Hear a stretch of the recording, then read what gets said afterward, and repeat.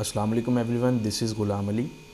आज की इस वीडियो में मैं बात करूंगा जो केस स्टडी हमने स्टार्ट की थी काफ़ी देर पहले, जिसको मैं कुछ इश्यूज़ की वजह से कंटिन्यू नहीं कर पाया। आज मैं आपको उसका रीज़न भी बताऊंगा कि उसको मैंने स्टॉप क्यों किया और फर्दर उसके बारे में मैंने क्या प्लान किया है, वो आप लोगों के साथ मैं आज इंशाल्लाह शेयर करने वाला हूँ।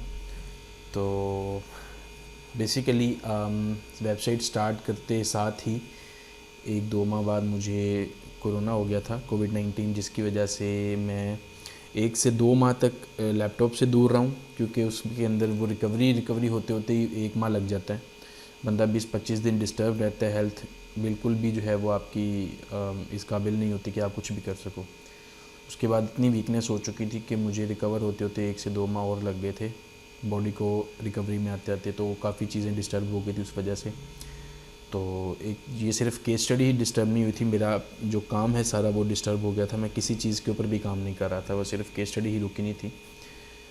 तो दैट्स वाई मैं उस केस स्टडी को इसको कंटिन्यू नहीं कर सका। लेकिन अब इंशाल्लाह मैंने प्रॉपर प्लान करके उसको आप लोगों के साथ दोबारा उसको कंटिन्यू करने का फ़ैसला किया है। और सिर्फ यही नहीं, मैंने वेबसाइट लाइव दिखाने का भी अब जो है वो फ़ैसला किया है, ताकि आप लोग लाइव सीखें। छुपाने से मुझे सिर्फ एक ही गर्ज़ था कि कुछ लोग ऐसे होते हैं जो कंपेटिटर्स कह लें उनको, या जिनकी नीयत ख़राब होती है, या कुछ भी ज़हनी फ़तूर होता है जिनके, कि वो एक अच्छी चलती हुई चीज़ को जो है वो बर्दाश्त नहीं कर सकते, वो उनको हज़म नहीं होती है। तो वो क्या करते हैं, वो उसके अगेंस्ट जो है ना वो अपने कुछ भी करना शुरू कर देते हैं।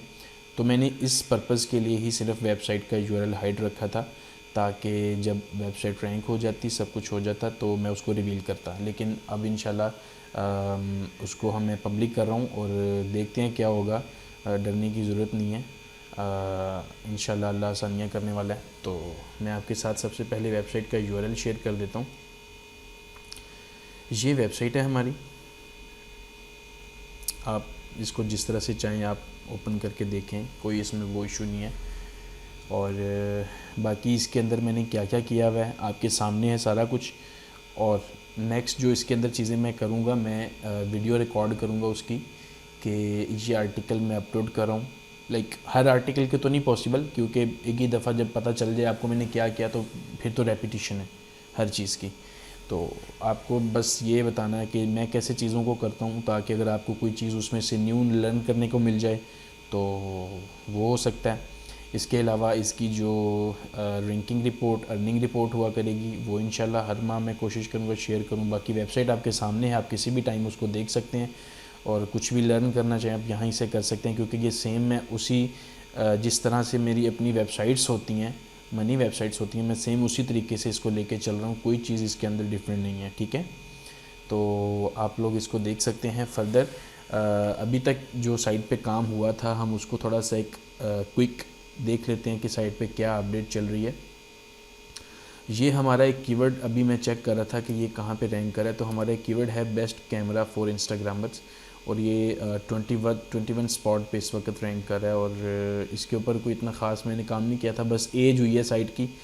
तो जो नए लोग होते हैं वो थोड़ा सा फ्रस्ट्रेट हो जाते हैं इस बात की वजह से, क्योंकि गूगल जो है वो सर्च इंजन ऑप्टिमाइजेशन के अंदर बड़ा टाइम लेता है आपको रिज़ल्ट्स दिखाने में। तो मेजॉरिटी लोग इसी वजह से डिसहार्ट हो जाते हैं, क्योंकि उनको रिज़ल्ट ही नहीं आ रहे उनके आर्टिकल के जो पब्लिश किया हुआ है। तो मैंने करके ये छोड़ दिया था, मेरा तो हेल्थ इशू हो गया जिसकी वजह से मैं कंटिन्यू नहीं कर सका। लेकिन विदाउट बैकलिंक्स, विदाउट कोई इतना ख़ास कंटेंट भी नहीं मैंने डाला हुआ इनके ऊपर, तो ये आपके सामने खड़ा है।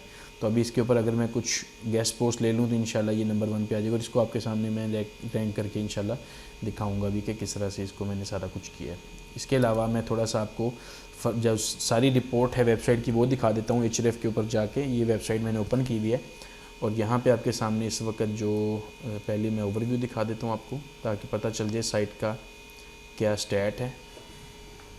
हल्के फुल्के बैकलिंक बने हुए हैं साइट के ऊपर। टोटल 28 ट्रैफिक डोमेन्स हैं, और बैकलिंक से आपको आइडिया होगा कि इसके ऊपर किस तरह के बैकलिंक बने हुए हैं। बेसिकली मैं अपने जो लड़का है मेरा बैकलिंक करने वाला, मैं उसको दे देता हूँ लिंक बनाने के लिए, तो उसमें से कोई ऐसा लिंक लग गया जिससे ज़्यादा बैकलिंक्स आ गए हैं। लेकिन इसका इतना इशू नहीं होता ये खुद ही रिमूव होते रहते हैं। इसके अलावा ये 46 कीवर्ड्स हैं इसके, और इतनी ऑर्गेनिक ट्रैफिक आ रही है हमारे पास। हम ऑर्गेनिक कीवर्ड्स पे चले जाते हैं ताकि हम देखें कितने ऑर्गेनिक कीवर्ड्स कहाँ कहाँ पे रैंक कर रहे हैं। लें जी, ये हमारा है best Chrome book for writing, 80 search volume है, 46 KD है और 17th पोजीशन के ऊपर है। देन आप इसी तरह आगे सारे कीवर्ड्स को देख सकते हैं किस तरह ये जो जंप्स लगे हुए हैं ये बेसिकली साइट सैंडबॉक्स से बाहर निकली है, ठीक है। तो जो नए लोग हैं इस चीज़ को नोटिस करें कि जब आप साइट क्रिएट करते हैं, शुरू करते हैं, तो एक टाइम पीरियड के बाद वो साइट जंप करती है, उसको हम सैंडबॉक्स कहते हैं। सैंडबॉक्स से जब निकल आती है तब आप उस साइट को जिस तरह मर्ज़ी खेलें वो आपको क्विक रिजल्ट्स देना शुरू कर देती है, ठीक है। ये गूगल का सिस्टम है, I am not going into the details, लेकिन ये कर के एक चीज़ का पता चल गया कि हाँ ये ऐसे वर्क करता है। तो इस चीज़ को अपने माइंड के अंदर हमेशा रखें, जब भी आप साइट्स पे काम करें तो अपना माइंड सेट बना के रखें कि ये क्या होने वाला है आपके साथ, ताकि आप डिसहार्ट होकर छोड़ ना दें उसको। इसके अलावा ये सारे कीवर्ड्स हैं जी, सारे सब पे अल्हम्दुलिल्लाह जो है वो रैंकिंग इम्प्रूव हो रही है। कुछ भी नहीं हुआ, बेसिक से बैकलिंक्स हैं, अभी कोई गेस्ट पोस्ट कुछ भी नहीं, किसी चीज़ के नज़दीक भी नहीं गया हूँ और अब इंशाल्लाह कोशिश करूँगा। और इसके अलावा मैं आप लोगों को ये दिखा देता हूँ, ये तो खैर मैंने वो आर्टिकल ओपन किया हुआ था।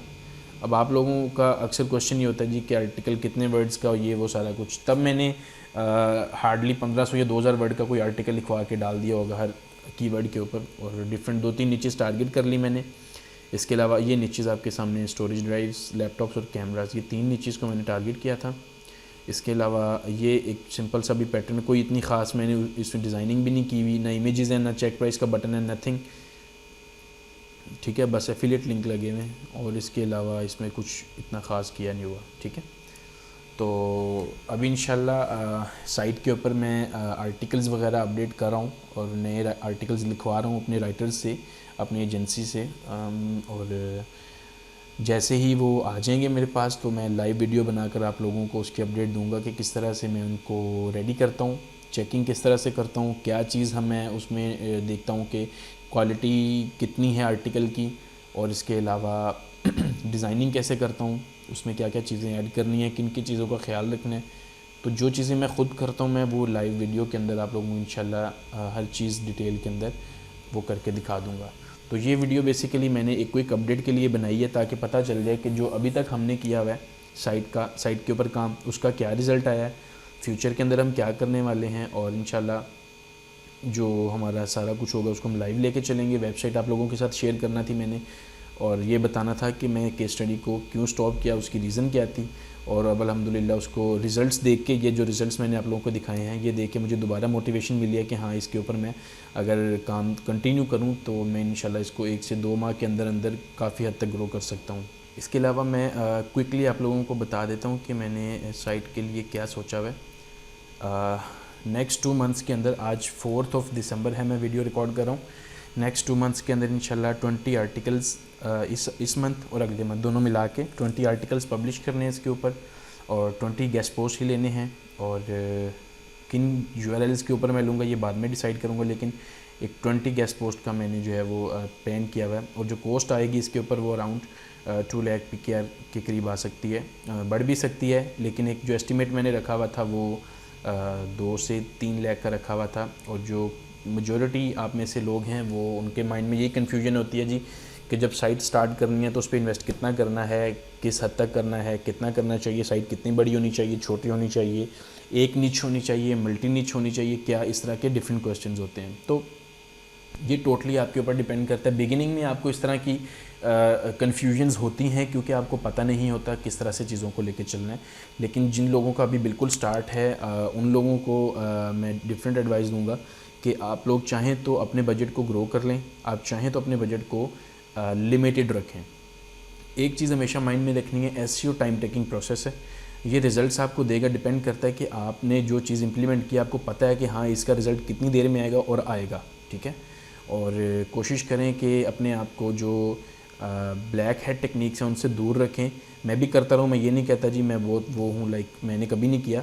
हाँ, ब्लैक हेड वाइट हेड में मैं कोई डिफरेंस नहीं करने वाला यहाँ पे, लेकिन मैं बस एक चीज़ कहूँगा कि आप लोग अगर बिगिनर्स हैं, आपको पता नहीं है इन चीज़ों से कैसे खेलना है, PBN से कैसे खेलना है, रीडायरेक्ट्स के साथ कैसे खेलना है, तो इनसे अवॉइड करें। ये आपको फ़ायदा दे जाएंगे लेकिन माइट पॉसिबल कि ये आपको हिट भी कर जाए अपडेट। तो वो बेसिकली ये होता है कि अगर आप डिपेंड कर रहे हैं, आपकी लाइफ आपके इस करियर के ऊपर डिपेंड कर रही है, तो अपने साथ इस तरह का चीज़ जो है वो नहीं करनी है, आपने इसी से अवॉइड करना है। बाकी इसके अलावा जो चीज़ें साइट के ऊपर मैं कर रहा हूँ वो आप लोग देखते रहें। अगर आप इस तरह की साइट्स अपने लिए बनाना चाह रहे हैं वो बना सकते हैं, और बाकी जो चीज़ होगी आप लोगों के सामने होगी, ठीक है।